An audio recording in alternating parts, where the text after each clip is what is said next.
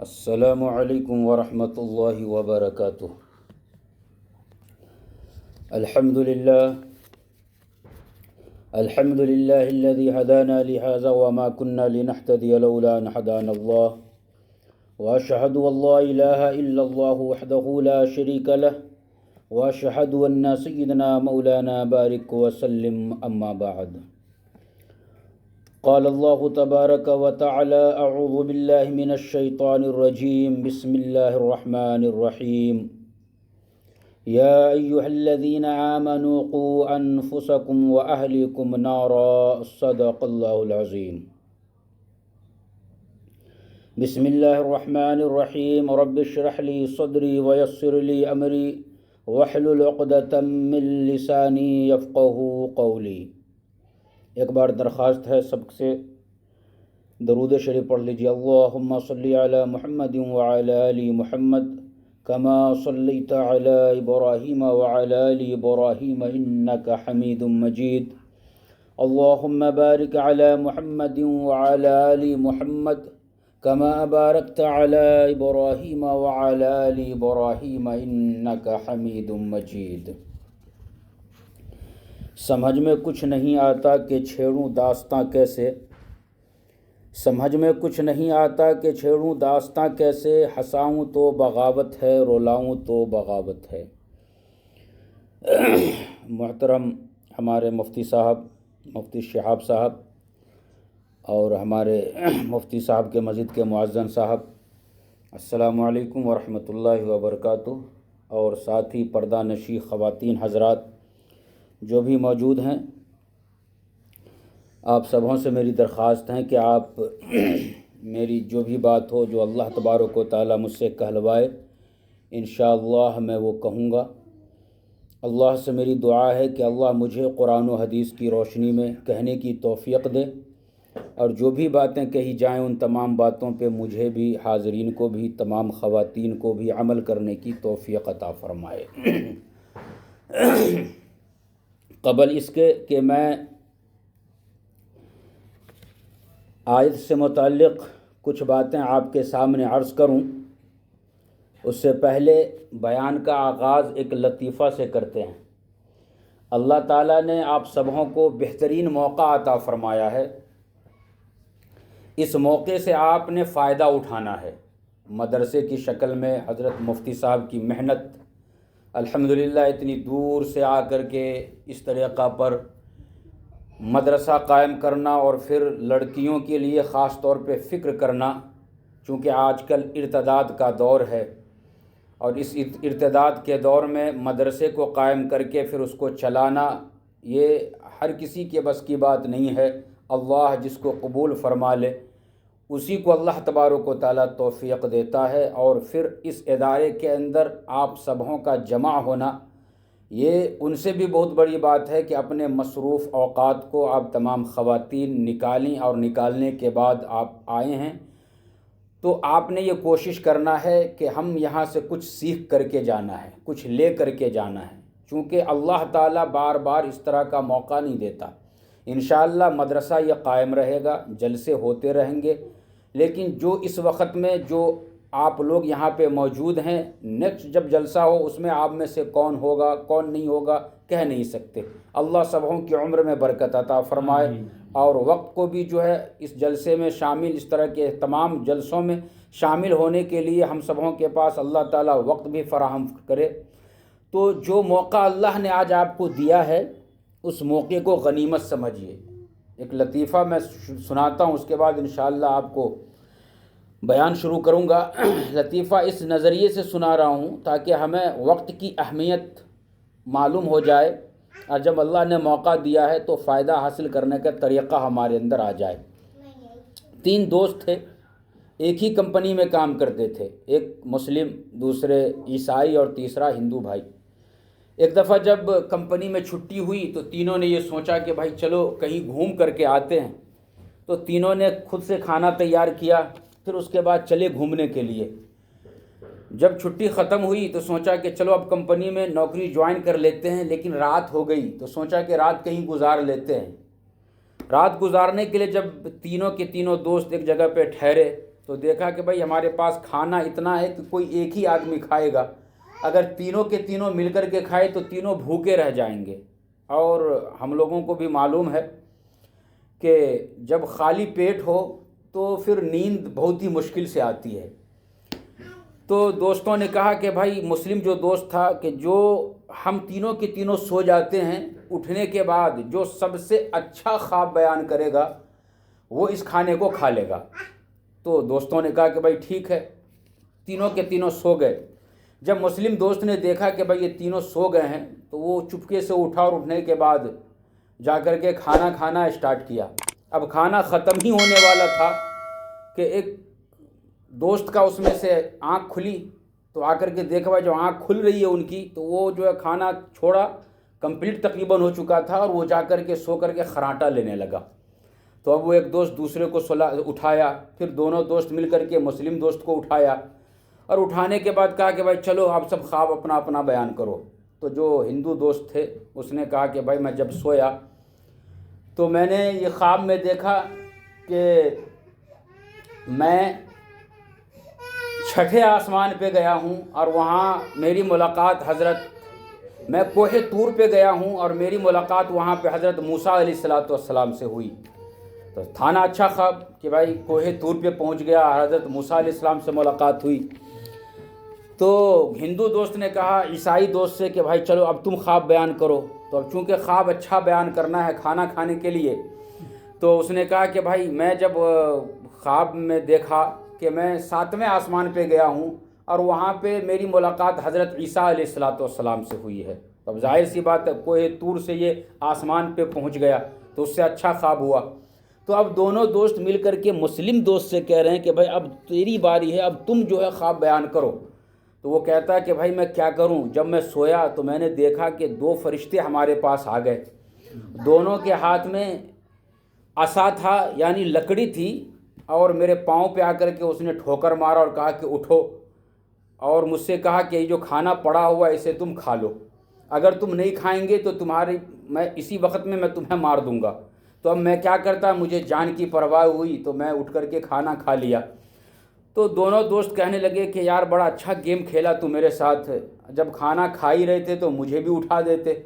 تو مسلم دوست کہنے لگا کہ میں نے تم لوگوں کو بہت ہی زیادہ آواز تھی، لیکن تم چونکہ کوہ طور پہ چلے گئے تھے اور تم 7ویں آسمان پہ، میری آواز وہاں تک نہیں پہنچی، میں کیا کروں۔ تو دیکھیے موقع نہیں تھا، لیکن اس نے حالات کو اس طریقہ پر بنایا اور پھر فائدہ اٹھایا۔ چیجائے کہ اس طریقہ پر فائدہ اٹھانا غلط ہے، لیکن اللہ تبارک و تعالیٰ نے ہمیں آپ سبھوں کو شاندار موقع عطا فرمایا ہے، جو دینی محفل اللہ نے عطا فرما دیا آپ کو۔ اس دینی محفل میں آپ مکمل طور پہ اپنے آپ کو فارغ کر کے تمام کاموں کو نمٹا کر کے آپ جب آئی ہیں تو موقع کو غنیمت سمجھیے، اور جب تک بیان چلے آپ انشاءاللہ بیٹھیے، اور جو بھی بات کہی جائے ان کو عمل کی نیت سے سنیے، اور یہ سوچئے کہ ہمیں کچھ یہاں سے سیکھ کر کے کچھ اللہ رسول کی بات یہاں سے لے کر کے ہمیں جانا ہے، اور ہمیں بھی ان باتوں کو دوسروں تک پہنچانا ہے۔ اللہ ہم سبوں کو عمل کی توفیق عطا فرمائے۔ تو دیکھیے قرآن کریم کی آیت ہم نے تلاوت کی، اس آیت میں اللہ تبارک و تعالیٰ ارشاد فرما رہا ہے یا ایھا الذین آمنوا، اے ایمان والو، قوا انفسکم، بچاؤ اپنے آپ کو، واہلکم، اور اپنے گھر والوں کو۔ گھر والوں سے مراد بیوی ہیں، بچے ہیں، ماں ہے، باپ ہیں، یعنی آپ کے ہاتھ کے نیچے جتنے بھی لوگ آپ کے گھر میں ہیں ان تماموں سے مخاطب کیا جا رہا ہے کہ اپنے گھر والوں کو بچاؤ، کس سے؟ آگ سے، جہنم کے آگ سے بچانے کو کہا جا رہا ہے۔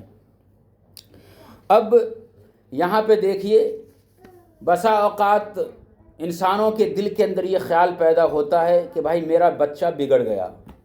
اب جب بچہ بگڑ گیا ہے تو اب مولوی صاحب کے پاس آتے، مولوی صاحب ہمارے بچے کے لیے دعا کرو، بڑا ضدی ہو گیا ہے، اسکول کو نہیں جا رہا، مدرسے کو نہیں جا رہا، ماں باپ کی بات نہیں سن رہا، بڑا ضد پکڑ رہا ہے، فلاں اور ڈھیکا، اور تقریباً وہ بچہ بگڑ جاتا ہے، اور بگڑنے کی صورت میں ماں باپ ان کو چھوڑ دیتے کہ بھائی میں نے تو انہیں بہت سمجھایا لیکن سمجھ نہیں رہا، تو اب میں کیا کروں۔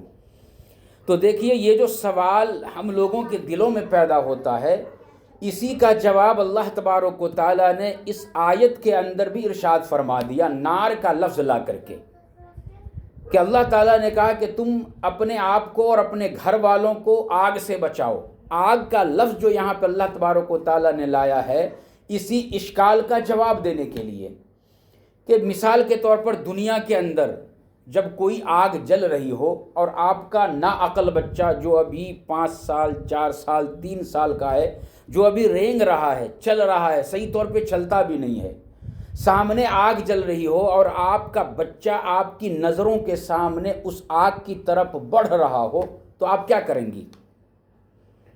کوئی بھی ماں باپ جن کے دل میں بچے کی واقعتاً محبت ہوگی، وہ اس آگ کے سامنے کرسی پہ بیٹھ کر کے اپنے بچے کو صرف نصیحت نہیں کرے گا، یہ نہیں کہے گا کہ بیٹا وہ آگ ہے، اس کے اندر تم جائیں گے تو جل جائیں گے، پھر مر جائیں گے، فلاں اور فلاں، ایسا نہیں، بلکہ وہ ماں اور باپ کی نظر جوں ہی بچے کے اوپر پڑے گی کہ میرا بچہ رینگتا ہوا اس آگ کی طرف جا رہا ہے، جس آگ میں اگر وہ گیا تو وہ زندہ سلامت واپس نہیں آئے گا، تو فوراً وہ اس اپنے آرام دہ چیز کو، جگہ کو چھوڑے گا، وہاں سے اٹھے گا، اور اٹھنے کے بعد فوراً اپنے بچے کو پکڑے گا اور اسے سینے سے لگا لے گا۔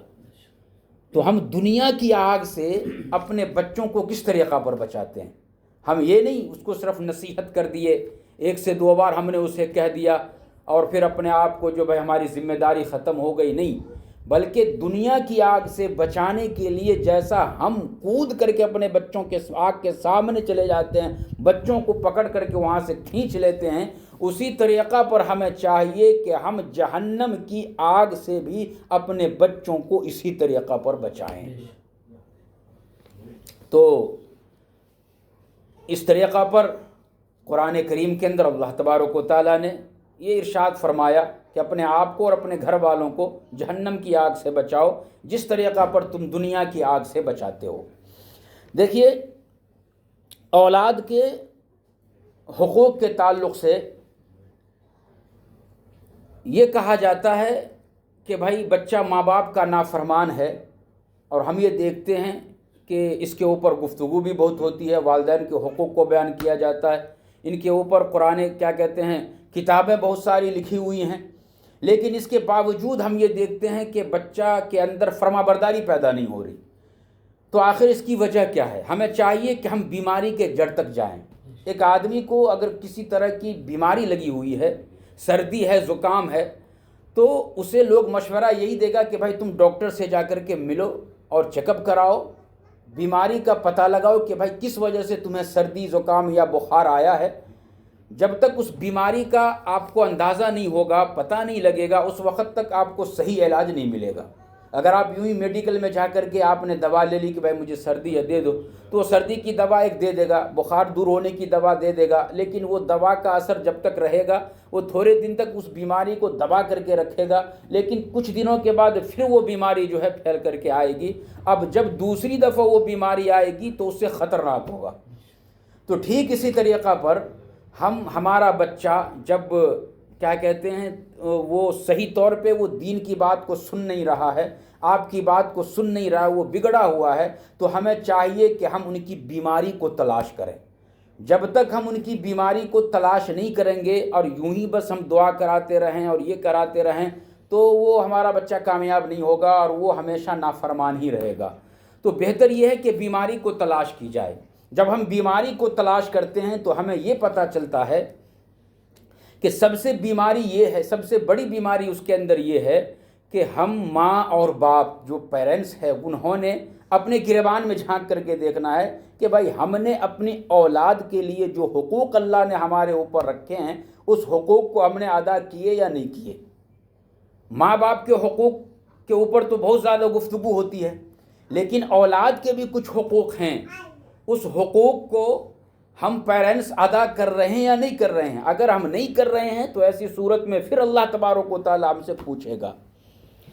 حضرت عمر فاروق رضی اللہ تعالیٰ عنہ کا دور خلافت ہے، ان کی عدالت کے اندر ایک بوڑھا باپ پہنچا، اپنے بیٹے کے خلاف ایک مقدمہ درج کرائی کہ میرا بیٹا میری بات نہیں سنتا، وہ نافرمانی کرتا ہے۔ حضرت عمر فاروق رضی اللہ تعالیٰ عنہ جوان بیٹے کو اپنے پاس عدالت میں بلا لیے، اور آنے کے بعد بیٹے سے آپ نے یہ کہا کہ بھائی تمہارے والد تمہاری شکایت کر رہے ہیں کہ تم ان کے حقوق کو ادا نہیں کرتے، بھلا بتلاؤ کیوں حقوق ادا نہیں کرتے؟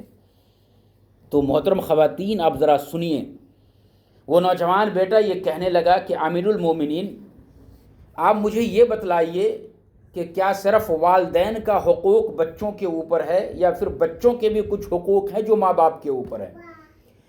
تو امیر المومنین حضرت عمر فاروق رضی اللہ تعالیٰ عنہ نے ارشاد فرمایا کہ جس طریقہ پر ماں باپ کے حقوق اولاد پہ ہیں اس سے پہلے اولاد کے کچھ حقوق ہیں جو ماں باپ پہ ہیں۔ تو نوجوان بیٹا پوچھتا ہے کہ وہ حقوق کیا ہیں؟ تو حضرت عمر فاروق رضی اللہ تعالیٰ عنہ نے ارشاد فرمایا کہ ان حقوق میں سے سب سے پہلا حق یہ ہے کہ جب ماں اور باپ جب کیا کہتے ہیں انسان شادی کرے تو اس وقت میں اپنی ہونے والے اولاد کے لیے جو ماں کا انتخاب کرے، یا اس کو اس طریقہ پہ ہم کہہ سکتے ہیں کہ جب عورتیں شادی کریں تو اپنے ہونے والے بچوں کے لیے جب باپ کا یا پھر اپنے شوہر کا انتخاب کریں تو اس طریقہ پر کریں کہ وہ دیندار ہوں۔ ایک حق تو حضرت عمر فاروق رضی اللہ تعالیٰ عنہ نے یہ بیان فرمایا۔ کہا کہ دوسرا حق یہ ہے کہ جب بچہ پیدا ہو تو ان کا اسلامی نام رکھا جائے جن کا معنی اور مفہوم اچھا ہو۔ تیسرا حق امیر المومنین نے یہ بیان فرمایا کہ ان کو دین کی تعلیم دی جائے، قرآن و حدیث کی تعلیم دی جائے۔ تو اب وہ نوجوان بیٹا یہ کہتا ہے کہ امیر المومنین آپ نے 3 حقوق بیان فرمائے، اس میں سے پہلا حق کہ جب ماں کا انتخاب ہو یا پھر ماں بچے کے لیے باپ کا انتخاب کریں تو وہ دیندار ہوں۔ انہوں نے جو میری ماں کا انتخاب کیا وہ مجوسی ہے، وہ دیندار نہیں ہے۔ ایک حق تو میرا یہیں پہ مار دیا گیا۔ پھر دوسرا حق، جب میں پیدا ہوا تو انہوں نے میرا نام رعد رکھا جس کے معنی آتے ہیں سیاہ فام، کالا مکمل طور پر۔ اور تیسرا حق آپ نے بیان فرمایا کہ قرآن کی تعلیم دے۔ مجھے قرآن کی تعلیم ذرہ برابر نہیں معلوم کہ ماں کے حقوق کیا ہیں، باپ کے حقوق کیا ہیں، اللہ کے حقوق کیا ہیں، مجھے نہیں معلوم ہے۔ تو اب جب یہ تینوں حقوق کو باپ نے ادا نہیں کیا تھا تو حضرت عمر فاروق نے اپنی عدالت سے اس مقدمہ کو یہ کہتے ہوئے خارج کر دیا، باپ کی طرف مخاطب ہوتے ہوئے، کہ پہلے آپ اپنی اولاد کے حقوق کو ادا کرو، پھر اپنی اولاد سے خود کا حقوق کے طلبگار بننا۔ تو ہم سبوں نے اپنے گریبان میں جھانک کر کے دیکھنا ہے کہ کیا ہم اپنی اولاد کے لیے ان تمام حقوق کو ادا کرے ہیں؟ اگر کیے ہیں تو انشاءاللہ آپ کی اولاد کے اندر نافرمانی بالکل نہیں ہوگی، وہ آپ کا اولاد انشاءاللہ فرما بردار ہوگا۔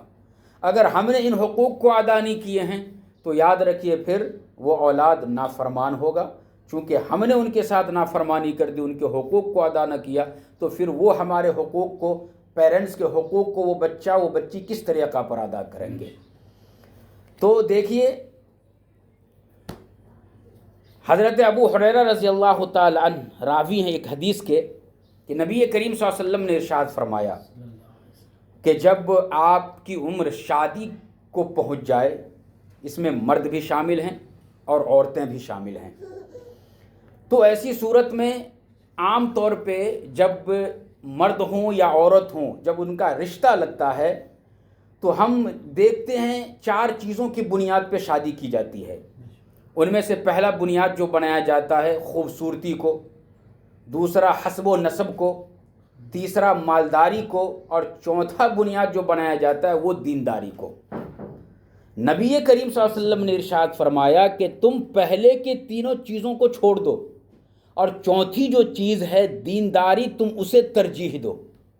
مردوں کو بھی چاہیے کہ دینداری کو ترجیح دے، عورتوں کو بھی چاہیے کہ وہ دینداری کو ترجیح دے۔ لیکن ہم مسلمانوں کی عادت کچھ ایسی ہو گئی ہے کہ ہم نے دینداری کو دیکھنا ہی نہیں ہے، سب سے پہلے مالداری اور خوبصورتی کو دیکھا جاتا ہے۔ خوبصورتی اگر سمجھ میں آ گئی تو پھر مالداری کو دیکھا جاتا ہے۔ لڑکی والا ہے تو یہ پوچھتا ہے کہ بھائی بچہ کتنا کماتا ہے، پیسہ کہاں سے آتا ہے، کیسے کماتا ہے، وہ نہیں دیکھا جاتا، حلال ہے یا حرام ہے وہ نہیں دیکھا جاتا۔ بلکہ دیکھا یہ جاتا ہے کہ کتنا کماتا ہے، ماہانہ ان کا انکم کیا ہے۔ زیادہ سے زیادہ ہے تو چلو ہماری بچی اس گھر میں خوش رہے گی، لیکن اس کے باوجود بچیاں خوش نہیں رہتی، ان کے باوجود بچیاں خوش نہیں رہتی۔ کیوں؟ اس لیے کہ ہم نے معیار جو بنایا تھا وہ دینداری کو نہیں بنایا تھا۔ اگر دینداری کو معیار بنایا ہوتا تو چہ جائے کہ کم کمانے والا ہوتا، انشاءاللہ کبھی وہ گھر ٹوٹتا نہیں۔ اور اسی طریقہ پر بچے بھی اور عورتیں بھی خوبصورتی کو دیکھتی ہیں کہ بھائی بچہ خوبصورت ہو، اور پھر اس کے ساتھ ساتھ مالدار ہو، اور لڑکے بھی جو ہیں بچی والا کیا مالدار ہوں، ان کا باپ اچھا پراپرٹی کا مالک ہو، تاکہ ہمیں جہیز اور فلاں کا یہ ساری چیزیں جتنا ہم چاہے لے سکیں اور مل سکیں۔ اس طریقہ پر جب معیار بنایا جائے گا تو پھر ایسی شادیوں کے اندر برکت نہیں ہوتی، اور پھر اولاد اگر اللہ تعالیٰ نواز دے تو پھر اس اولاد کے اندر بھی جو ہے فرما برداری باقی نہیں رہتی۔ دیکھیے، جب بھی ہم اپنے بچوں کی شادی اگر ہم کرا رہے ہیں اور اس قابل ہمارے بچے اور بچیاں ہو گئی ہیں، تو ہمیں چاہیے نبی کریم صلی اللہ علیہ وسلم کی اس حدیث کے اوپر ہم عمل کریں۔ جب ہم اس حدیث کے اوپر عمل کریں گے اور دینداری کو جو ہم ترجیح دیں گے تو پھر اس شادی کے اندر بھی برکت ہوگی، اور اولاد بھی اللہ تبارک و تعالیٰ نیک صالح عطا فرمائے گا۔ دیکھیے، ابھی ہمارے حیدرآباد کے اندر 11ویں کا مہینہ بڑا ہی مشہور ہوتا ہے، اور شیخ عبد القادر جیلانی رحمۃ اللہ علیہ کے نام پہ جو ہے تقریباً مجالس لگا کرتی ہیں، لیکن شیخ عبد القادر جیلانی رحمۃ اللہ علیہ کے ماں باپ کے حالات کو ہم اور آپ صحیح طور پہ جانتے نہیں۔ شیخ عبد القادر جیلانی رحمۃ اللہ علیہ کے والد کا نام جو تھا سید ابو صالح جنگی دوست، ان کا نام تھا۔ اللہ والے تھے، اور اللہ والے ایک دفعہ سفر میں تھے، 3 دن گزر گیا تھا، 3 دن کے بھوکے اور پیاسے تھے، بھوک لگی ہوئی تھی۔ دریا کے کنارے کا سفر انہوں نے کرنا شروع کیا، تو بھوک کی وجہ سے ایک جگہ پہ ٹھہر گئے دریا کے کنارے، اور سوچنے لگے کہ کچھ کھانے کو مل جائے۔ تو اتفاق سے دریا کے کنارے سیب بہتا ہوا اسے نظر آیا، تو آپ نے جلدی سے اٹھا لیا اور اسے کھا لیا بسم اللہ پڑھ کر کے۔ جب سیب کو آپ نے کھا لیا تو اب کھانے کے بعد خیال پیدا ہو رہا ہے کہ بھائی اس سیب کا مالک کون تھا؟ مالک کی اجازت کے بغیر میں سیب کھا لیا ہوں، اب اللہ جب ہم سے پوچھے گا تو میں کیا جواب دوں گا؟ یہ ڈر، یہ خوف شیخ ابو صالح کے دل کے اندر پیدا ہوا، تو سوچا کہ چلو مالک کی تلاش کرتے ہیں۔ عمر کیا ہے؟ 18 سال۔ آج تو قبر کے اندر پاؤں لٹکے ہوئے ہیں، پھر بھی ایسا حلال کام کھائیں توفیق نہیں ہوتی، موقع اگر مل بھی جائے تو عمل نہیں کرتے۔ 18 سال کی عمر ہے، سوچا کہ سیب کے مالک کو ہمیں تلاش کرنا ہے۔ چنانچہ پانی جس طرف سے آ رہا تھا دریا میں بہہ کر کے مخالف سمت میں آپ نے چلنا شروع کر دیا۔ کچھ دور چلنے کے بعد ایک باغ نظر آیا، سیب کے باغات نظر آئے، اور اس کی ٹہنیاں دریا کے کنارے جو ہے وہ نظر آیا، تو آپ نے سمجھ لیا کہ یہیں سے سیب جو ہے دریا میں گرا ہوگا۔ چنانچہ باغ کے اندر داخل ہوئے، ایک مالی سے ملاقات ہوئی، پوچھا کہ بھائی اس باغ کا مالک کون ہے؟ تو کہا کہ اندر چلے جاؤ، ایک بڑے میاں بیٹھے ہوئے ہیں، وہی اس باغ کے مالک ہیں۔ چنانچہ جب وہاں گئے، جا کر کے کہا کہ حضرت آپ باغ کے مالک ہو؟ تو کہا کہ ہاں میں باغ کا مالک ہوں۔ تو کہا کہ بھائی دیکھو، ایک میرے سے غلطی ہو گئی ہے، میں اس کی معافی کے لیے آپ کے پاس آیا ہوں۔ کہا کہ کیا غلطی ہوئی؟ تو کہا کہ غلطی یہ ہوئی کہ میں 3 دن کا بھوکا تھا، بھوک لگی ہوئی تھی، کھانے کی جستجو تھی، نہیں ملی، دریا کے کنارے میں سفر کر رہا تھا، ایک سیب ہمارے پاس آیا، نظر پڑی تو میں نے اٹھا کر کے کھا لیا، آپ ہی کے باغ کا وہ سیب تھا، اس کی معافی کے لیے میں آپ کے پاس آیا ہوں، آپ مجھے معاف فرما دیں۔ وہ باغ کا جو مالک تھا وہ بھی بہت بڑا اللہ کا بزرگ تھا، اس نے سر سے لے کر پاؤں تک اس نوجوان کو دیکھا اور یہ کہا کہ مجھے اس نوجوان کو خالی واپس نہیں جانے دینا ہے، اسے تو اپنانا ہے۔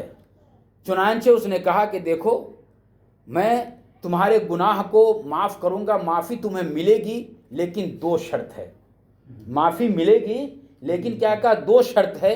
تو نوجوان سید ابو صالح کہتے ہیں کہ بتلائیے وہ شرط کیا ہے؟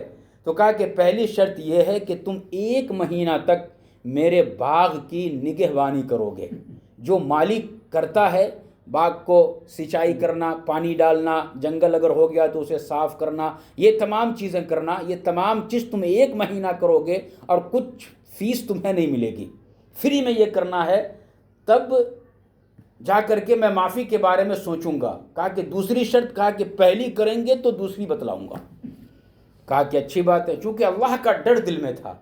یہی ڈر آج اگر ہم مرد و خواتین کے اندر پیدا ہو جائے تو ایسی صورت میں ہم بھی انشاءاللہ ویسے اللہ والوں کے اندر شمار ضرور کیے جائیں گے. لیکن افسوس کی بات یہ ہے کہ وہ ڈر ہم لوگوں کے اندر پیدا نہیں ہوا ہے. اللہ وہ ڈر اور خوف ہمارے دلوں میں اللہ کا پیدا فرمائے، اپنا پیدا فرمائے. چنانچہ 1 مہینہ اس شرط کے مطابق اس باغ کی سینچائی سید ابو صالح کرنے لگے. 1 مہینہ جب کمپلیٹ ہوا تو باغ کے مالک جس کا نام عبداللہ صومعی تھا رحمۃ اللہ علیہ، ان کے پاس پہنچے اور جا کر کے کہا کہ ہم نے 1 مہینے کی شرط کے اوپر مکمل طور پہ وہ کام کر دیا ہے، اب دوسری شرط بتلائیے. تو اس نے کہا کہ دوسری شرط یہ ہے کہ میری ایک بیٹی ہے جو آنکھوں سے اندھی ہے، زبان سے گونگی ہے، کان سے بہری ہے، ہاتھ سے لنجی ہے اور پاؤں سے لنگڑی ہے، تم ان سے شادی کر لو. اب بتلائیے میری محترم خواتین کہ کوئی بھی شخص ایسی بچی جو دیکھ بھی نہیں سکتی، بول بھی نہیں سکتی، سن بھی نہیں سکتی، ہاتھ بھی نہیں ہے، پاؤں بھی نہیں ہے، چل بھی نہیں سکتی، ایسی عورت کو، لڑکی کو اپنے بیوی ہونا کیسا گوارا کر لے گا؟ اگر آج کا دور ہوتا تو سب سے پہلے تو خوبصورتی، تمام عیبوں سے پاک ہونا، اور اگر ایسی شرط لگائے تو ایک اور سیب اٹھا کر کے کھا لے گا اور کہے گا جو کرنا کر لے، میں تو ایک اور کھاؤں گا. لیکن چونکہ اللہ والے تھے، ڈر اور خوف تھا. اللہ کے سامنے کھڑا ہونا، ایک سیب کے بارے میں سوال کیا جائے گا. آج وہ لوگ جو یتیموں کا مال غصب کر جاتے ہیں، بھائیوں کا مال غصب کر جاتے ہیں، بہنوں کا حقوق شرعی اعتبار سے نہیں دیتے ہیں، ان تمام کو سوچنا چاہیے. ان تمام کو سوچنا چاہیے. آپ کے گھر کے اندر آپ کی نند ہیں، آپ کے گھر کے اندر دوسرے بھی لوگ رہ رہے ہیں، اگر شرعی اعتبار سے اس کا جو حقوق بنتا ہے اگر ہم نہیں دے رہے ہیں تو اللہ کے سامنے کھڑے ہو کر کے اللہ ہم سے پوچھے گا.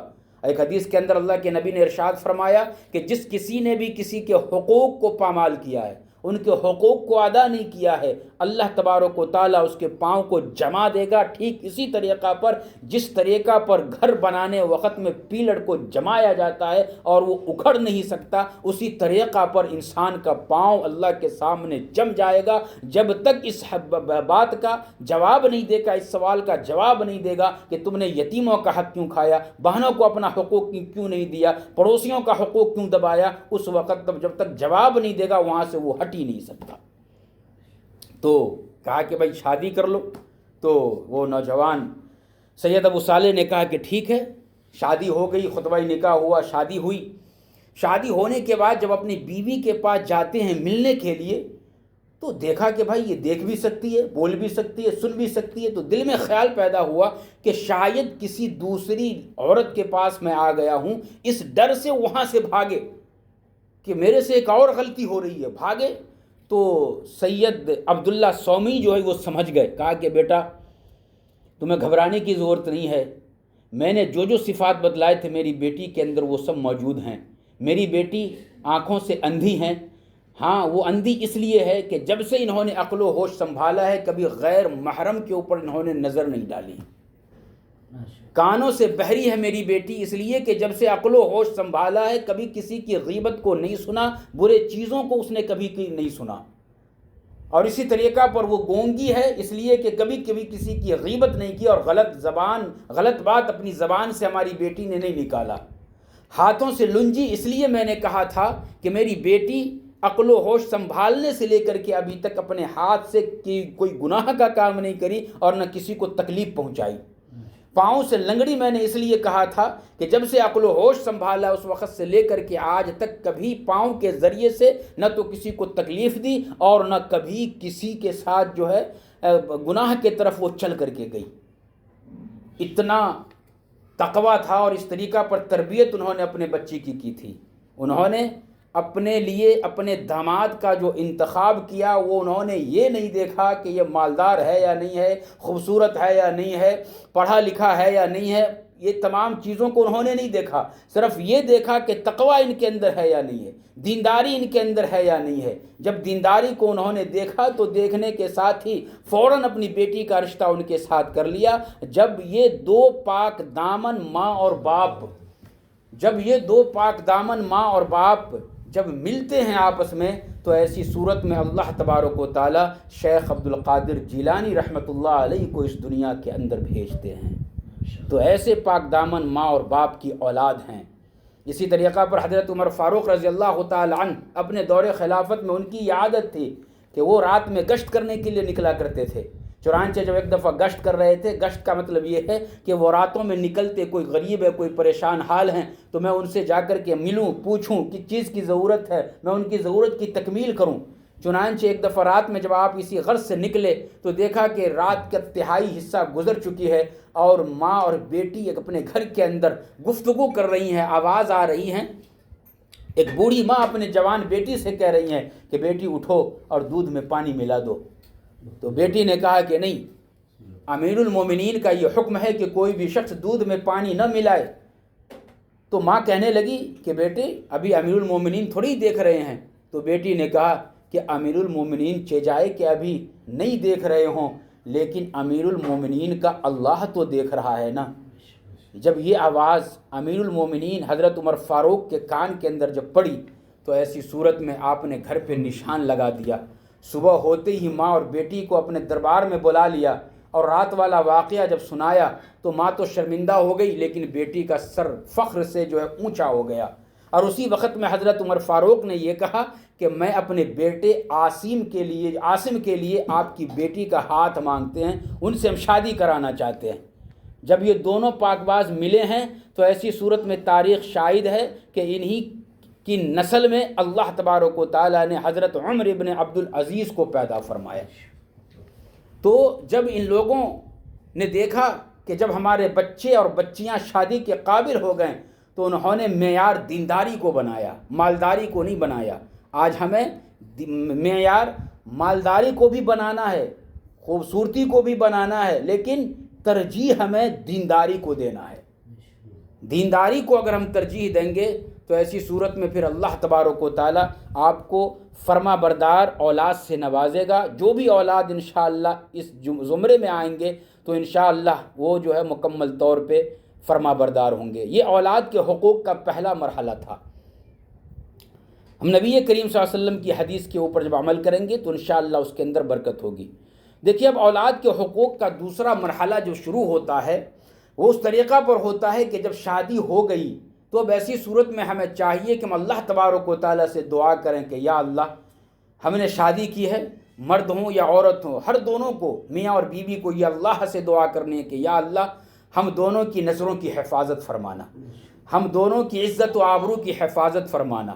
ہم نے شادی کی ہے گناہوں سے بچنے کے لیے، شادی سے پہلے جیسا آپ نے گناہوں سے ہم سبوں کو بچا کر کے رکھا ہے، شادی کے بعد بھی ہم دونوں کو گناہوں سے بچا کر کے رکھنا۔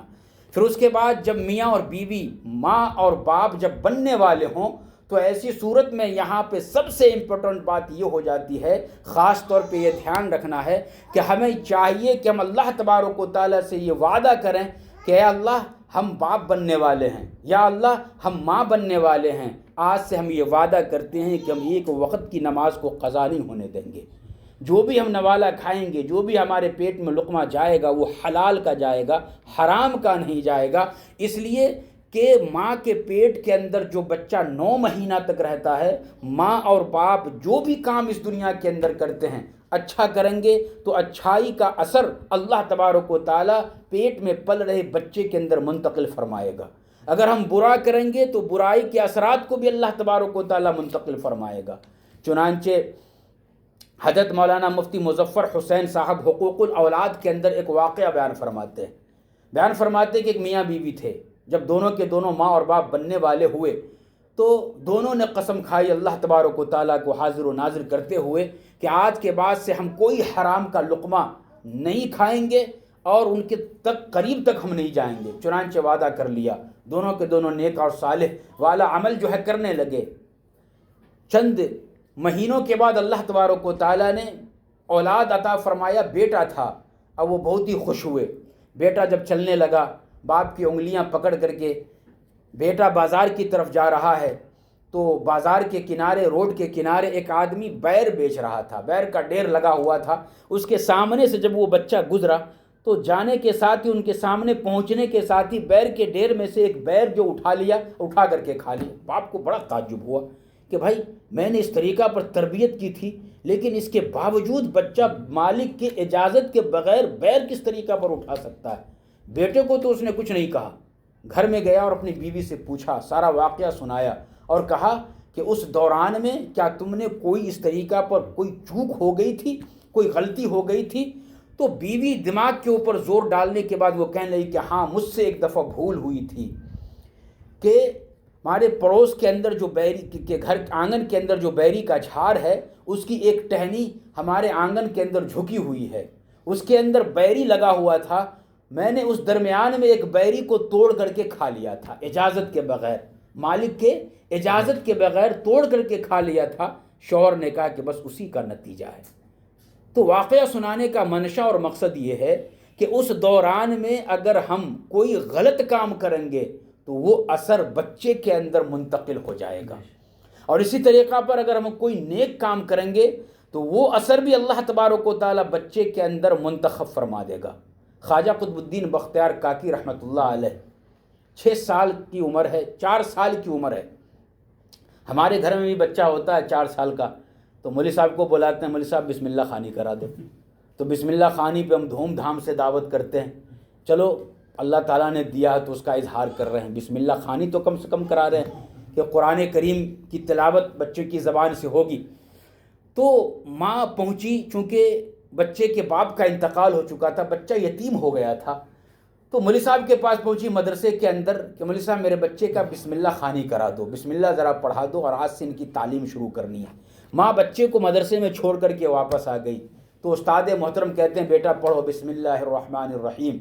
تو بچہ ابھی 4 سال کا ہے اور وہ بچہ کہتا ہے اعوذ باللہ من الشیطان الرجیم بسم اللہ الرحمن الرحیم، سورہ فاتحہ کی تلاوت کمپلیٹ کی، بسم اللہ پڑھا، سورہ بقرہ کمپلیٹ کیا، تقریباً پڑھتے پڑھتے 15 پارے کی تلاوت کر دی۔ اب استاد حیران ہے کہ بھائی بسم اللہ خوانی کے لیے جس بچے کو لایا گیا وہ 15 پارہ مکمل کر دیا، سنا دیا، 15 پارے کے بعد خاموش ہو گیا۔ استاد محترم کہتے ہیں بیٹا آگے پڑھو، تو بچہ کہتا ہے کہ آگے مجھے یاد نہیں۔ فوراً ماں کو بولا بھیجا گیا، ماں کے سامنے جب سارا واقعہ رکھا گیا تو ماں یہ کہتی ہے کہ جب میرا بچہ میرے پیٹ میں تھا تو میں اس درمیان میں قرآن کی تلاوت کرتی تھی، اور قرآن کریم کی تلاوت کرتے کرتے میں 15 پارے کے اوپر پہنچی تھی کہ یہ بچہ دنیا میں آ گیا۔ یہی وجہ ہے کہ وہ بچے کو اللہ تبارک و تعالیٰ نے وہ 15 پارہ مکمل طور پہ زبانی یاد کرا دیا۔ تو یہ واقعہ سنانے کا منشا اور مقصد یہ ہے کہ اگر ہم برا کام کریں گے تو برا اثرات بچوں کے اوپر منتقل ہوگا، اور اگر ہم نیک کام کریں گے تو پھر نیک کام بھی بچے کے اوپر مکمل طور پہ منتقل ہوگا۔ اس لیے ہمیں چاہیے کہ جب ہم میں سے کوئی ماں اور باپ بننے والے ہوں تو ایسی صورت میں ہم بھی یہ ارادہ کریں کہ ہم نیک کام کریں گے، نمازوں کے پابند ہوں گے، کوئی برا کام نہیں کریں گے، حلال کا کھائیں گے، حرام کا مکمل طور پہ ہم جو ہے ذرہ برابر نہیں کھائیں گے، تو انشاءاللہ بچوں کے اندر نیکی منتقل ہوگا اور پھر ہمارا یہ بچہ انشاءاللہ نیک صالح بنے گا۔ اس کے بعد بچوں کی تربیت کا تیسرا مرحلہ جو شروع ہوتا ہے وہ یہ ہوتا ہے کہ بچوں کا ہم نام اچھا رکھیں۔ جیسا کہ حضرت عمر فاروق کے اس واقعے کے اندر میں نے کہا کہ ایک حق یہ بیان فرمایا اس نوجوان سے کہ نام اچھا رکھا جائے جس کا میننگ اچھا ہو۔ صحابہ کرام کے نام پہ رکھیں، اولیاء کرام کے نام کے رکھیں، انبیاء کرام کے نام کے اوپر اپنے بچوں کا نام رکھیں، لیکن آج کل ہوتا یہ ہے کہ فلمی ایکٹر کے اوپر اپنے بچوں کا ہم نام رکھتے ہیں۔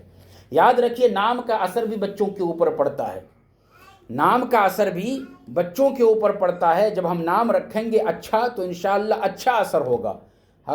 بچی پیدا ہوئی تو ہم ان کا نام رکھیں گے عائشہ، تو دیکھیے عائشہ اگر ہم نام اس نیت اور اس ارادے سے رکھتے ہیں کہ نبی کریم صلی اللہ علیہ وسلم کی بیوی ہیں جن کا نام عائشہ صدیقہ ہیں، ان کے نام کے اوپر ہم یہ نام رکھ رہے ہیں، تو ایسی صورت میں انشاءاللہ ان کے جو طور طریقے ہیں، ان کے جو کیا کہتے ہیں کام ہیں، ان کے جو عادات ہیں، اللہ تبارک و تعالیٰ آپ کی نیت کی وجہ سے وہ عادات، وہ طور و طریقے انشاءاللہ آپ کی اس بچی عائشہ کے اندر اللہ منتقل فرمائے گا۔ لیکن اگر آپ نے نیت یہ کی کہ بھائی فلمی دنیا میں ایک ایکٹر ہے جن کا نام جو ہے یہ ہے، ہم اس کے نام کے اوپر رکھ رہے ہیں، تو یاد رکھیے پھر دینداری اس بچے کے اندر کبھی نہیں جائے گی، اور اسی طریقہ پر ایسے ہی بچیاں آگے بڑھ کر کے جو ہیں جب وہ بڑی ہوتی ہے تو پھر ارتداد کا شکار ہو جاتی ہیں۔ اللہ حفاظت فرمائے۔ اسی طریقہ پر اگر ہم نے بچہ جنا ہے، بچہ کے باپ ہم ماں بنے ہیں، تو ایسی صورت میں ہمیں چاہیے کہ ان کا نام اگر ہم نے سلمان رکھا ہے تو حضرت سلمان فارسی رضی اللہ تعالی عنہ وہ ہم نیت ارادہ کریں گے تو ان کے جو طور طریقے ہیں وہ اللہ ہمارے بچے میں منتقل فرمائے گا۔ لیکن اگر ہم نے اس ارادے سے رکھا کہ بھائی سلمان نام بڑا پیارا ہے، فلمی ایکٹر کا بھی نام ہے، وہ رکھیں گے، تو یاد رکھیں ان کا طور و طریقہ ہمارے بچے میں آئے گا، پھر ہم بچے سے نیک کام کی امید کبھی زندگی میں نہیں رکھ سکتے۔ اس لیے نام رکھنے کے وقت میں ہمیں سوچنا، ہم اپنے مولوی صاحب سے پوچھنا، آ کر کے مسجد کے امام صاحب سے پوچھنا، ان کا میننگ اچھا ہو، جو نام وہ بتلائے اس طریقہ پر ہم نام رکھیں گے تو ایسی صورت میں انشاءاللہ اس کی برکتیں ہمارے بچوں کے اندر انشاءاللہ اللہ تبارک و تعالیٰ منتقل فرمائے گا۔ ایک صاحب کے گھر میں پہلا بچہ پیدا ہوا تو مولوی صاحب سے نام پوچھے کیا نام رکھیں اس کا، تو بھائی آپ کا نام کیا ہے؟ تو بھائی میرا نام عبداللہ ہے اور میرے نام کے وزن پہ نام آنا ہے۔ کئی لوگوں کی یہ خواہش ہوتی ہے اور اس وزن کے نام میں پتہ نہیں کیا کیا وزن ہم ملا دیتے ہیں۔ تو باپ کا نام عبداللہ تھا تو کہا کہ بھائی بیٹے کا نام رحمت اللہ رکھ لو۔ پھر دوسرا بچہ پیدا ہوا تو اس کا نام کیا رکھنا ہے؟ تو کہا کہ بھائی اس کا نام جو لطف اللہ رکھ لو۔ تیسرا بچہ پیدا ہوا، اس کا نام کیا؟ الغرض اس طریقہ پر جو بھی بچہ پیدا ہوئے تو اس کا نام کے آخر میں اللہ اللہ جو ہے لگا دیا کرتے تھے۔ جب ایک اور بچہ پیدا ہوا تو مولوی صاحب کے پاس پہنچے تو کہا کہ بھائی دیکھو اتنے بچے ہو گئے اور سب کا نام اللہ اللہ رکھا، اللہ کے اوپر رکھا ہے، اس کا نام رکھ دو بس کر اللہ۔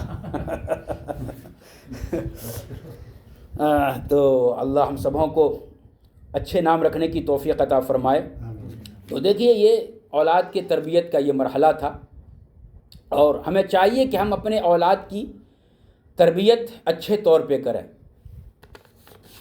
ہم یہ دیکھتے ہیں کہ بچہ جب ہمارا بڑا ہوا تو ہم اسکول کی پڑھائی کی بہت زیادہ فکر کرتے ہیں کہ میرا بچہ اسکول کی تعلیم حاصل کرے اور اچھا سے اچھا نوکری کرنے والا بنے۔ بڑی اچھی بات ہے، ہر کوئی چاہتا ہے کہ بھائی ہمارا دنیا بھی سنبھلے۔ دنیا کے ساتھ ساتھ ہمیں چاہیے کہ آخرت کی بھی ہم فکر کریں۔ جہاں ہم اسکول کے اندر بھیجتے ہیں وہی ہمیں چاہیے کہ ہم محلے کے اندر اگر مدرسہ ہے، مکتب ہے، مسجد کے اندر تعلیم ہو رہی ہے، مسجد میں تعلیم نہیں ہو رہی ہے تو کوئی مولوی صاحب کو ہم رکھ لیں، گھر کے اندر وہ آ کر کے قرآن کریم کی تعلیم دے۔ اپنے بچوں کو ہمیں قرآن سے جوڑنا ہے۔ جب ہم قرآن سے جوڑیں گے، احادیث سے جوڑیں گے، اس کے اندر جو ہے نماز کا طریقہ بتلایا جائے گا، قرآن کریم پڑھنے کا طریقہ انہیں سکھایا جائے گا۔ یہ تمام طریقوں کا سیکھنا بہت ہی ضروری ہے، اور اسی غرض سے مفتی شہاب الدین صاحب جو آپ کے اس علاقے کے اندر مدرسہ جو ہے قائم کیے ہیں، آپ اس مدرسے کے اندر اپنے بچے اور بچیوں کو بھیجیے۔ بچوں کی بھی تعلیم ہوتی ہے، بچوں اور بچیوں کو بھیجیے اور بنیادی تعلیم یہاں سے جو ہے دلوائیے۔ جب بنیادی تعلیم ہم دلوائیں گے ہمارے بچے کا ایمان مضبوط ہوگا، ہمارے بچے کا اخلاق مضبوط ہوگا، ہمارے بچوں کو یہ بتلایا جائے گا کہ بھائی ماں باپ کے ساتھ گفتگو کرنے کا طریقہ کیا ہے۔ ایک واقعہ مجھے یاد آیا، وہ میں واقعہ آپ کو سناتا ہوں۔ ایک بچہ ہے، ایک پہلے زمانے کا واقعہ ہے کہ تالاب کے اندر 3 ماں پانی بھر رہی تھی۔ 3 ماں جب پانی بھر رہی تھی تو اسی درمیان میں ایک بچہ گزرا، ایک ماں کا بچہ گزرا، تو اس نے کہا کہ دیکھو یہ میرا بیٹا ہے، ابھی انجینئر بن رہا ہے۔ ماں کی طرف دیکھ کر کے نہ سلام کیا نہ کلام کیا اور ہنس کر کے گزر گیا۔ پھر اس کے بعد تھوڑی دیر کے بعد دوسرا بچہ آیا تو دوسری عورت نے کہا کہ دیکھو یہ میرا بچہ ہے، یہ بھی جو ہے ماشاءاللہ اچھے کالج کے اندر پڑھ رہا ہے۔ اس نے نہ سلام کیا نہ کلام کیا اور وہاں سے واپس چلے گیا۔ تیسرا بچہ آیا تو تیسری ماں نے کہا کہ دیکھو یہ میرا بیٹا ہے، مدرسے کے اندر پڑھتا، یہ حافظ قرآن ہے۔ جب اس بیٹے کی نظر ماں کے اوپر پڑی تو دوڑ کر کے آیا ماں کے قریب اور انہوں نے سلام کیا، اور سلام کرنے کے بعد کہا کہ ماں یہ گھڑا مجھے دے دو، میں اپنے سر کے اوپر لاد کر کے لے کر کے جاتا ہوں۔ تو ماں یہ کہتی ہے کہ نہیں بیٹا رہنے دے، یہ بوجھ میں برداشت کروں گی، مجھے لے کر کے جانے دے۔ کہا کہ نہیں، میرے رہتے ہوئے آپ اس بوجھ کو کیسا برداشت کر سکتی ہو۔ تو بتلانے کا مقصد یہ ہے کہ بچہ ہمارا انجینئر بن رہا ہے، یہ بڑی خوشی کی بات ہے، لیکن اسی کے ساتھ ساتھ اگر وہ دینی تعلیم بھی حاصل کرے، ان کے اندر ماں کی خدمت کرنے کا جذبہ بھی اگر پیدا ہو جائے، جیسا ایک حافظ قرآن کے اندر پیدا ہوا تو یہ جو ہے سونے پہ سہاگا کہتے ہیں نا، وہ ہو جائے گا۔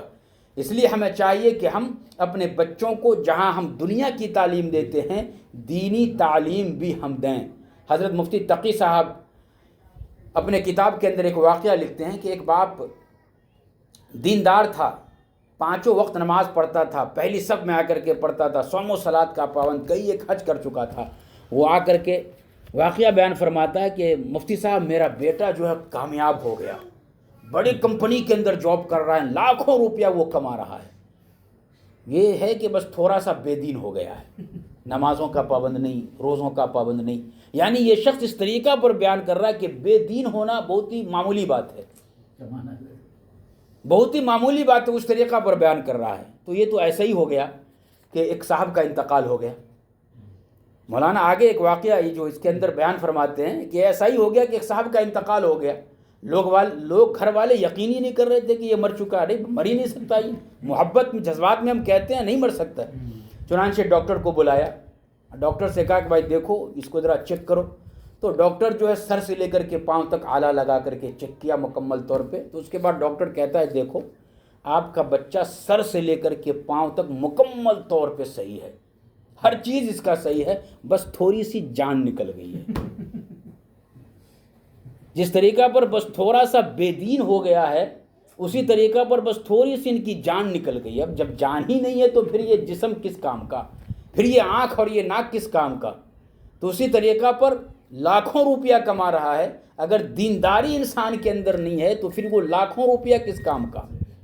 ہم دنیا میں عیش و عشرت کی زندگی ضرور اس سے گزار لیں گے، لیکن دنیا میں بھی سکون نہیں ملے گا اور آخرت کے اندر بھی سکون نہیں ملے گا۔ اس لیے ہم دنیا اور آخرت دونوں میں اگر ہم سکون چاہتے ہیں تو ایسی صورت میں ہمیں چاہیے کہ ہم اپنے بچوں کی تربیت صحیح طور پہ کریں۔ ہم اپنے بچوں کے سامنے جھوٹ ہرگز نہ بولیں۔ دیکھیے بچوں کا دل جو ہے وہ وائٹ پیپر کی طرح ہوتا ہے، آپ وائٹ پیپر کے اوپر جو لکھیں گے وہ لکھا جائے گا، اسی طریقہ پر بچوں کا دل ہوتا ہے۔ بچوں کے دل کے اوپر، بچوں کے دل کے اندر جو بات ہم ڈالیں گے وہ بات نقش کر جائے گا، تو پھر وہ ہمیشہ اس کو یاد رکھے گا۔ ہم نے بچہ جو ہے وہ دیکھ کر کے سیکھتا ہے، اسے آپ پڑھاتے رہو تو بہت ہی مشکل سے سیکھے گا، لیکن جو کام آپ کر رہے ہو اسی کو بولو اس کو نقل کرنے کے لیے تو وہ فوراً کر کے دے دے گا۔ ایک ویڈیو جو ہے وائرل ہوا تھا کہ ایک ماں باپ اپنے بچے کو موبائل دیے ہوا ہے اور موبائل کے اوپر وہ جو بھی دیکھنا اپنے حساب سے وہ دیکھ رہا ہے۔ موبائل اگر اس سے چھینا جائے تو وہ رونا شروع کر دیتا ہے، پھر اسے دے دیا جائے تو وہ خاموش ہو جاتا ہے۔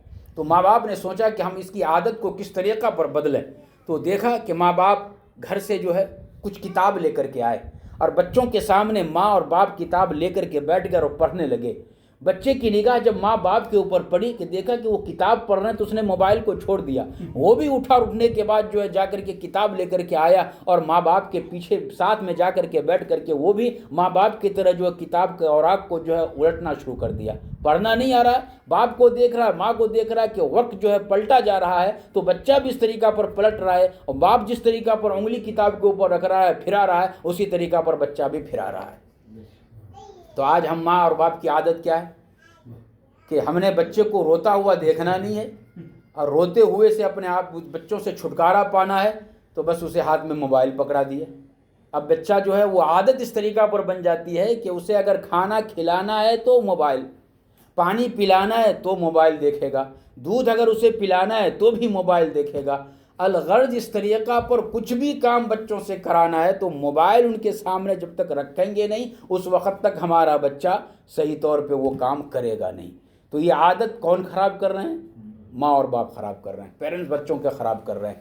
اور موبائل کی عادت جب بچپن میں لگ رہی ہے تو ایسی صورت میں ابھی 8 سال بھی عمر نہیں ہوئی، 5 سال 7 سال کی عمر ہے، اتنے موٹے موٹے عینک بچوں کے آنکھ کے اوپر چڑھ گئے، دماغی صلاحیت خراب ہو رہی ہے، آنکھوں کی نظر جو ہے خراب ہو رہی ہے، صحت ان کا بگڑ رہا ہے۔ اس واسطے ہمیں چاہیے کہ ہم بچوں کی تربیت اس حساب سے بھی کریں کہ ہم زیادہ سے زیادہ اس کو ہم کتاب سے جوڑ کر کے رکھیں اور موبائل سے ہم انہیں دور کریں۔ اور بچوں کے سامنے ہمیں جھوٹ نہیں بولنا ہے، ہم بچوں کے سامنے ہم جھوٹ بول کر کے ان کے دلوں میں جھوٹ کی نفرت کو مکمل طور پہ ختم کر رہے ہیں، جھوٹ کی محبت پیدا کر رہے ہیں۔ کسی کا فون آ گیا، باپ کو بات نہیں کرنی ہے تو بیٹا کو کہہ دیا جاتا کہ بھائی بیٹا فون ریسیو کرو، بولو ابا باتھ روم میں، ابا گھر کے اندر نہیں ہے۔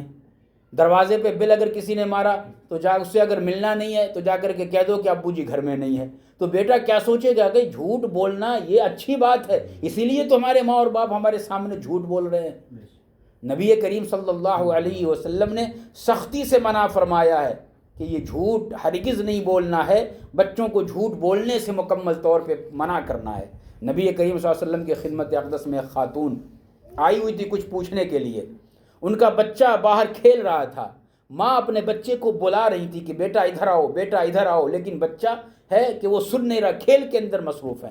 ہمارے گھروں کے اندر بھی ایسا ہوتا ہے، بچہ جب کھیل میں مصروف ہو ہم لاگ بلائیں، بچہ آنے کو تیار نہیں ہے، جب ہم اسے کسی چیز کی لالچ دیتے ہیں تو پھر بچہ فوراً دوڑتا ہوا آتا ہے، جب آ جاتا ہے تو ہم پکڑ لیتے ہیں، اب کہاں جاؤ گے بتلاؤ، پھر جو ہم نے وعدہ کیا تھا دینے کا وہ کہاں گیا، وہ ہم دیتے نہیں ہیں۔ نبی کریم صلی اللہ علیہ وسلم نے اس چیز کو بھانپا اور اس خاتون سے یہ کہا، جب خاتون کا بچہ جب ان کے پاس نہیں آ رہا تھا تو خاتون یہ کہتے کہ بیٹا ادھر آؤ، میں تمہیں کچھ دینا چاہتی ہوں۔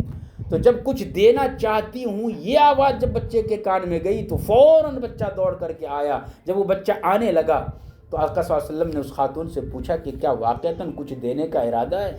تو کہا کہ ہاں اللہ کے نبی، اس نے آنچل کو اس طریقہ پر اٹھایا، کہا کہ ایک کھجور ہم نے باندھ کر کے رکھا اور یہی دینے کا ارادہ ہے۔ دونوں بچے آئے، دونوں کھجور کے 2 ٹکڑے کیے، آدھا اس کو دیا، بچے کھیلنے لگے۔ اللہ کے نبی نے ارشاد فرمایا کہ اگر تمہارا کچھ دینے کا ارادہ نہیں ہوتا تو یہ وعدہ خلافی کے اندر گناہ میں شمار کیا جاتا۔ تو ہم ماں اور باپ اپنے گریبان میں جھانک کر کے دیکھیں، ہم اپنے بچوں کے ساتھ دنوں رات میں کس طریقہ پر جھوٹ بولتے ہیں اور وعدہ خلافی کرتے ہیں۔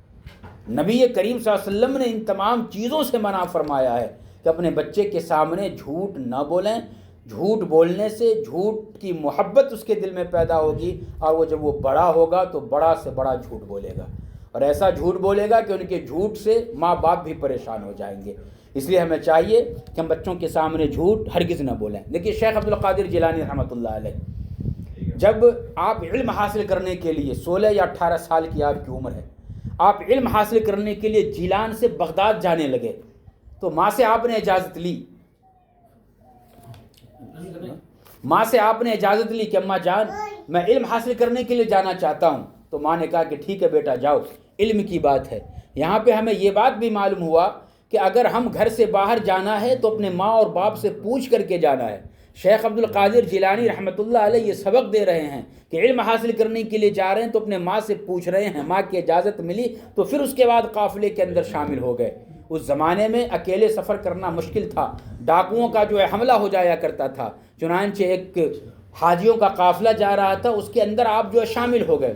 جب رخصت ہونے لگے تو ماں نے 40 اشرفیاں بغل کے اندر کپڑے میں سل دی اس طریقہ پر کہ کوئی بھی شخص اس اشرفیوں کو ہاتھ نہیں لگا سکتا اور ڈاکوؤں سے وہ اشرفیاں بچ سکتی ہیں۔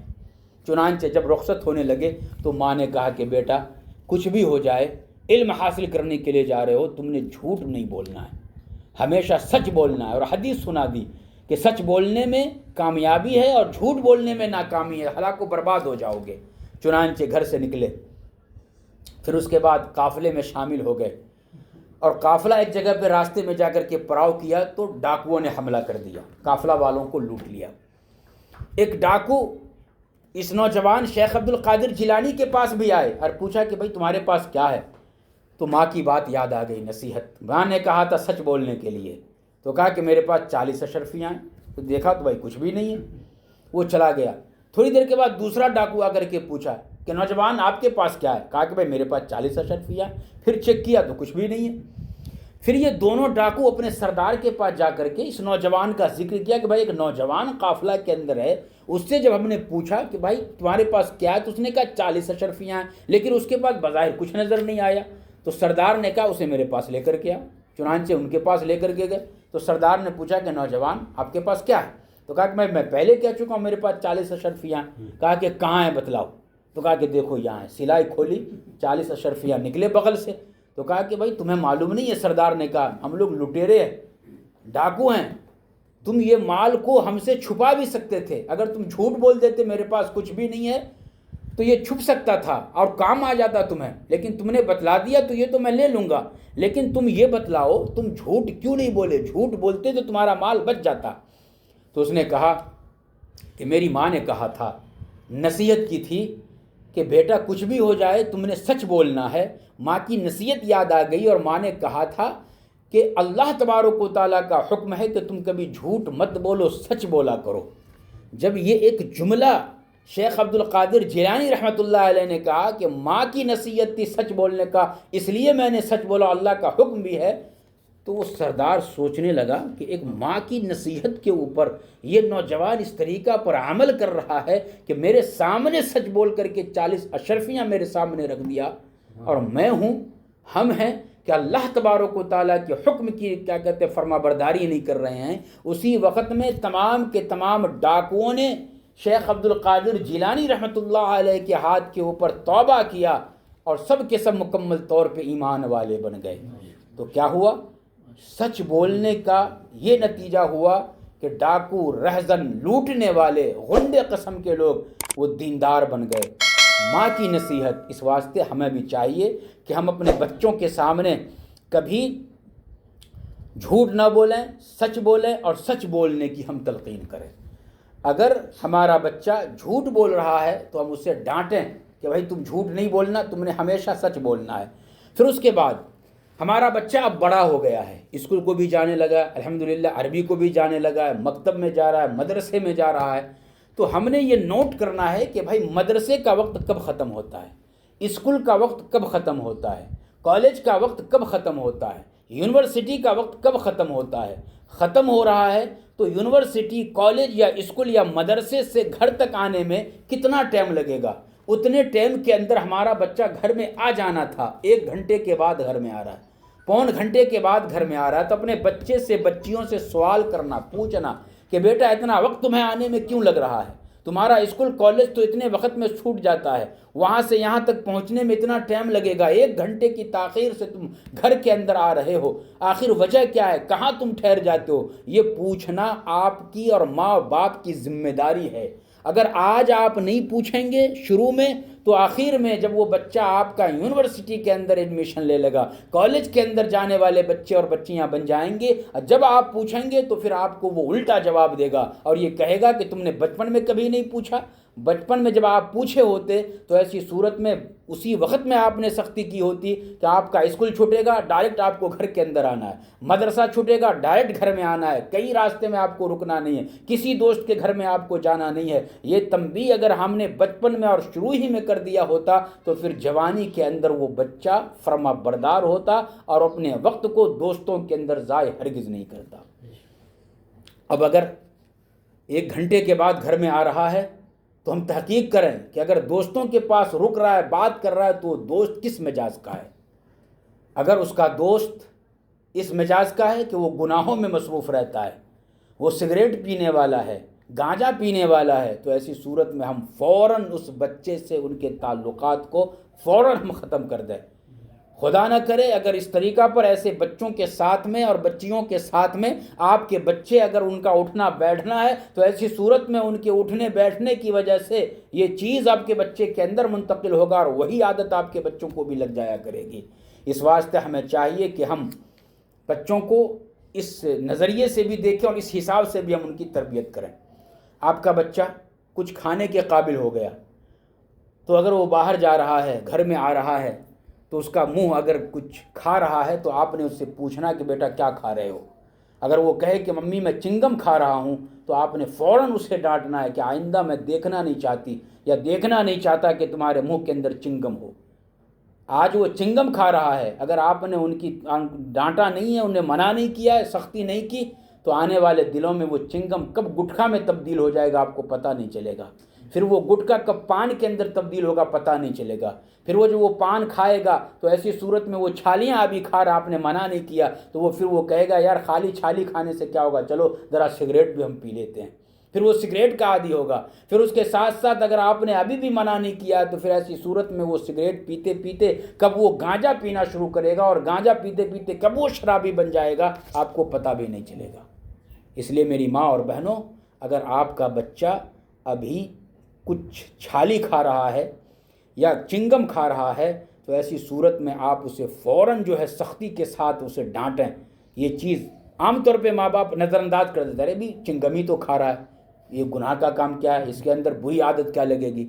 لیکن وہ چنگم کب گٹکے کے اندر، وہ پان اور بیڑی سگریٹ کے اندر تبدیل ہوگا، ہم سوچ نہیں سکتے۔ نبی کریم صلی اللہ علیہ وسلم اپنے نواسے حضرت امام حسین رضی اللہ تعالیٰ عنہ دونوں نواسوں سے کس قدر محبت کرتے تھے، اتنی زیادہ محبت کرتے تھے کہ آپ خطبہ دے رہے ہیں، جب آ گئے تو ایسی صورت میں ممبر کے اوپر سے آپ جو کھڑے ہو گئے اور جا کر کے اپنے نواسے کو پکڑا، گود میں بیٹھایا، ممبر کے قریب آپ نے بیٹھا لیا۔ جب آپ سجدے کے اندر جاتے اور آپ کے پیٹھ کے اوپر نواسا آ کر کے جب بیٹھ جاتا تو سجدہ کو لمبا کر دیا کرتے تھے، اتنی زیادہ محبت کرتے تھے۔ لیکن جب اسی نواسے کے تربیت کی باری آئی تو مسجد نبوی کے اندر صدقے کا کھجور پڑا ہوا تھا، کھجور آیا تھا تقسیم کرنے کے لیے غریب و غربا کے لیے، سید کے لیے، ہاشمی کے لیے وہ صدقے کا کھجور مکمل طور پہ حرام ہے، لیکن یہ چھوٹے بچے تھے، انہیں معلوم نہیں تھا حلال و حرام کیا ہے۔ جب آپ کھجور کے قریب سے گزرے تو ایک کھجور کا دانہ حضرت امام حسین نے اٹھایا، اپنے منہ کے اندر رکھ لیا۔ حضرت امام حسن یا حسین اٹھائے، نواسے رسول اٹھایا اور منہ کے اندر رکھ لیا۔ تو نبی کریم صلی اللہ علیہ وسلم کی نگاہ پڑی تو آپ نے، عربی کا جملہ ہے کخ کخ، جیسا آج کل ہمارے زبان کے اندر تھو تھو، کوئی غلط کام بچہ کر رہا ہے تو تھو تھو، منہ میں کچھ اگر غلط چیز لے لیا تو ہم تھو تھو کرتے ہیں، اسی طریقہ پر نبی کریم صلی اللہ علیہ وسلم نے کخ کخ کا لفظ استعمال فرمایا۔ لیکن تھو تھو کرنے کی وجہ سے بچے منہ سے نہیں نکالے تو اب تو ہم اور آپ کیا کرتے ہیں، اگر کچھ ایسا کھا لیا نہیں نکالا تو چلو جانے دو، آئندہ ہم دیکھیں گے، پھر آئندہ میں وہ بہت دیر ہو جاتی ہے۔ نبی کریم صلی اللہ علیہ وسلم نے اپنے اس نواسے کی تربیت اس انداز میں کی کہ محبت اپنی جگہ ہے، جب بات دین کے اوپر آئے گی تو پھر محبت کو نہیں دین کو ترجیح دی جائے گی۔ یہ نبی کریم صلی اللہ علیہ وسلم نے تربیت کر کے بتلایا۔ چنانچہ آپ اپنے انگلی کو اپنے نواسے کے منہ کے اندر رکھا ہے اور رکھنے کے بعد اس کھجور کے ٹکڑے کو باہر نکالا، اور نکالتے ہوئے آپ نے کہا کہ میرے بیٹے، یہ کھجور غریبوں کے لیے ہے، غربا کے لیے ہے، ہمارے واسطے یہ کھجور نہیں ہے۔ تو اس طریقہ پر تربیت کی۔ تو آج اگر ہمارا بچہ کوئی غلط چیز ہمارے منہ میں لیتا ہے، اسی وقت میں ہمیں ڈانٹنا ہے۔ اگر آج ہم نہیں ڈانٹیں گے، نظر انداز کریں گے، تو پھر یاد رکھیے بہت دیر ہو جائے گی۔ پھر یہی بچوں کے تعلق سے آپ سب شکایت کریں گے مولوی صاحب کے پاس آ کر کے کہ میرا بچہ بہت یہ ہو گیا، بہت وہ ہو گیا، آپ ذرا دعا کر دیجئے۔ پھر اس وقت میں کوئی دعا کام نہیں آئے گی، نہ کوئی دوا کام آئے گی۔ اگر آپ چاہتے ہیں کہ آپ کا بچہ دیندار ہو، آپ کا فرما بردار ہو، اور آپ کے بتائے ہوئے طریقے اور رسول کے بتائے ہوئے صلی اللہ علیہ وسلم کے بتائے ہوئے طریقوں پر چلیں، تو ابھی سے آپ کو ان تمام چیزوں کے اوپر نظر رکھنی ہے اور صحیح طور پہ آپ کو رکھنا ہے۔ پھر اس کے بعد آپ کی اولاد اگر کوئی بے حیا جملہ اپنے منہ سے نکال رہا ہے، بے حیا چیز اگر وہ موبائل کے اندر دیکھ رہا ہے، تو آپ فوراً ان کو تنبیہ کریں۔ ہم اور آپ دیکھتے ہیں بھائی ٹی وی من جملہ بیٹھ کر کے پورے فیملی والے دیکھ رہے ہوتے ہیں، نیوز سن رہے ہیں یا پھر میچ دیکھ رہے ہیں، تو اس درمیان میں کچھ ایڈورٹائز آتا ہے جو مکمل طور پہ ہم نہیں چاہتے کہ ہمارے بچوں کی نظر پڑے یا پھر ہماری نظر پڑے۔ تو ایسی صورت میں ہمیں چاہیے کہ ہم اس کے اوپر عمل کریں۔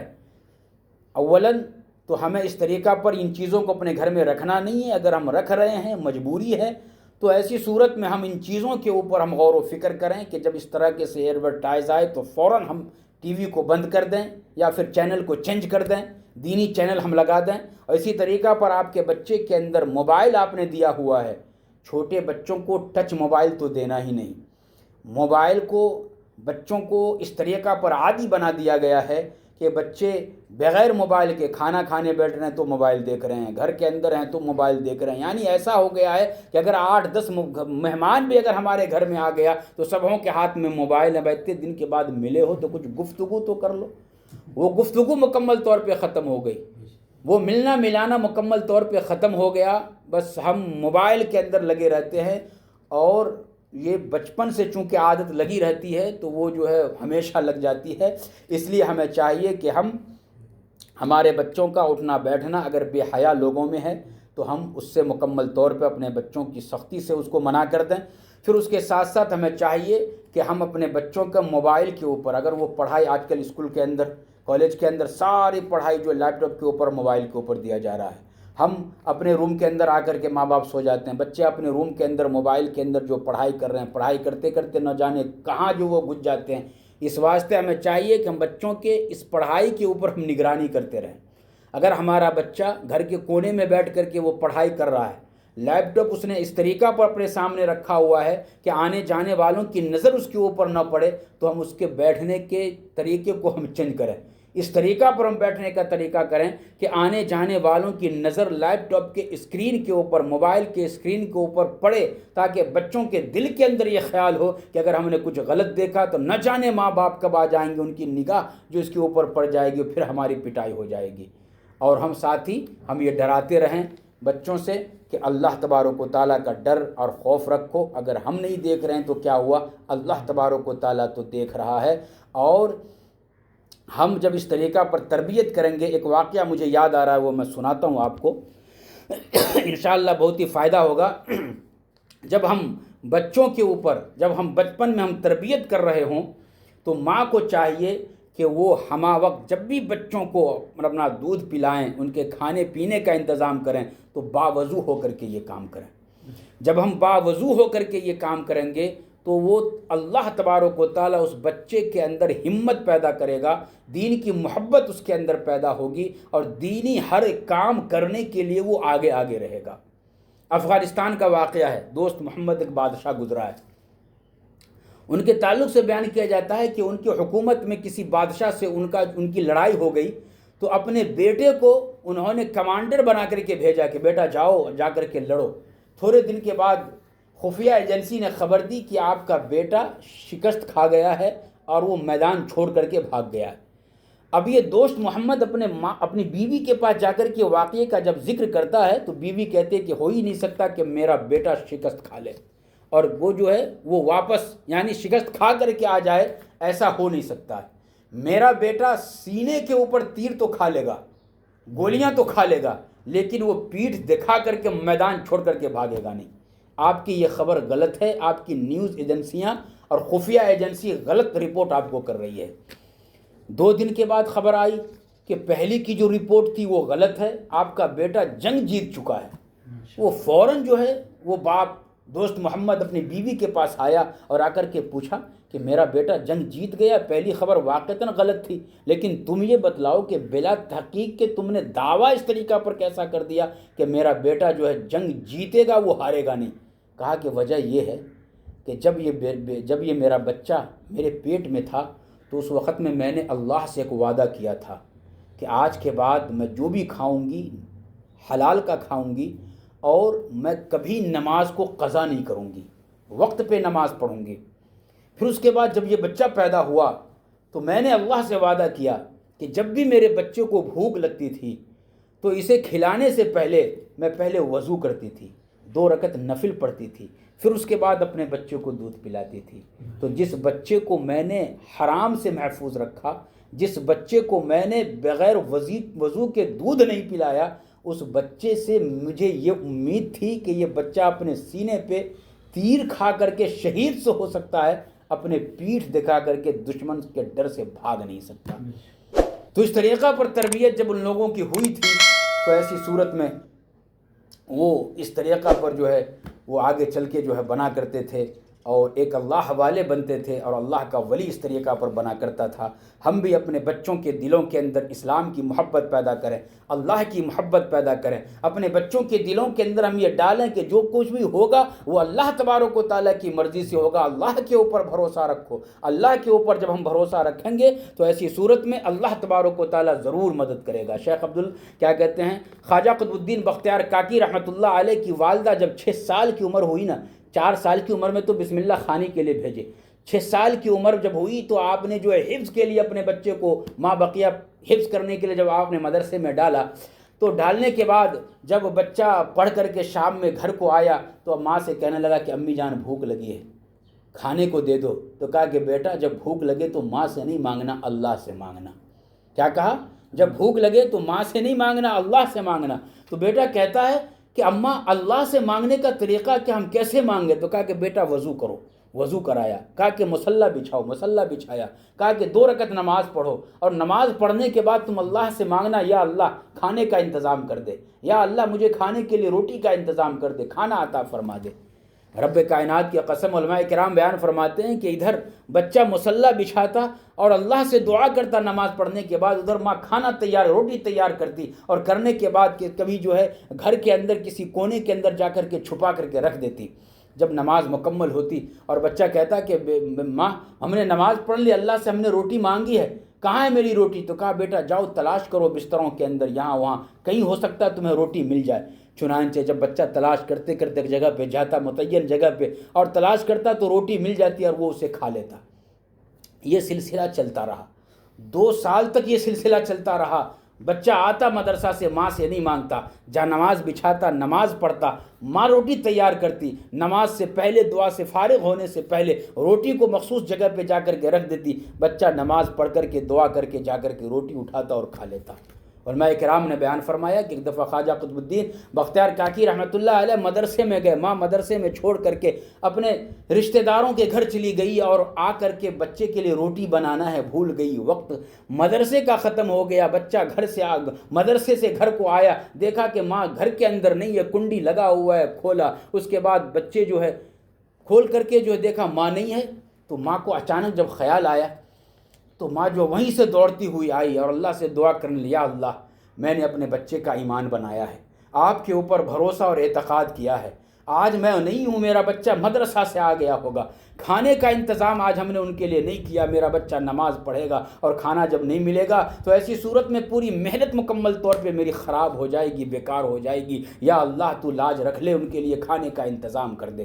چنانچہ جب ماں دوڑتے ہوئے گھر میں آئی، رو رہی ہے، دیکھا ان کا معصوم بچہ بستر کے اوپر آرام کر رہا ہے، سو رہا ہے۔ چنانچہ بیٹے کو اپنے گلے سے لگا لی، سینے سے لگائی اور کہنے لگی، چومنے لگی اور کہنے لگی بیٹا مجھے معاف کر دے، آج میں نے تمہارے لیے کھانے کا انتظام نہیں کیا، تو بھوکا رہ گیا میری وجہ سے۔ بیٹا کہتا کہ اماں جان کاہے کا بھوک، میں نے تو کھانا کھا لیا۔